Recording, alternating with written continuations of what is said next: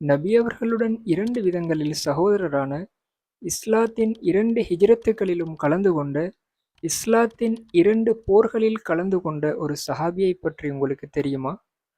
அவருடைய பேருதான் அபூ சலமா இப்னு அப்துல் அஸத் ரலியல்லாஹு அன்ஹு. இவர்கள் 602ஆம் ஆண்டு பனூ மக்சூம் குலத்தில் பிறந்தார்கள். இவர்களும் நபி முஹம்மது ஸல்லல்லாஹு அலைஹி வஸல்லம் அவர்களும் பால்குடி சகோதரர்களாவார்கள். நபி அவர்கள் இஸ்லாத்தை நோக்கி அழைத்த உடனேயே இவர்கள் இஸ்லாத்தை ஏற்றுக்கொண்டார்கள். இவர்கள் ஹிந்த் பின் அபி உமையா ரலியல்லாஹு அன்ஹா அவர்களை திருமணம் செய்து கொண்டார்கள். இவர்களுடைய மனைவி உம்மு சலமா ரலியல்லாஹு அன்ஹா என்று அறியப்பட்டார்கள்.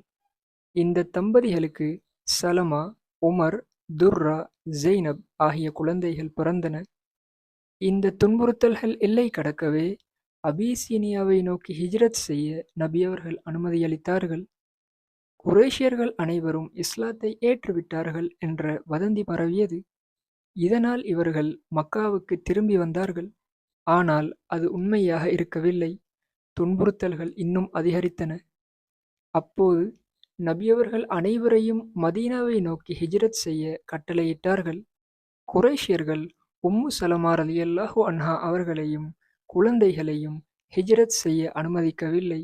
அபூ சலமா ரலியல்லாஹு அன்ஹு அவர்கள் மாத்திரமே ஹிஜ்ரத் செய்தார்கள்.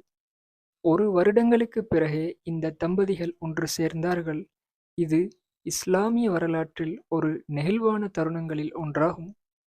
இஸ்லாத்துக்காக பத்ர், உஹத் போர்களில் கலந்து கொண்டார்கள்.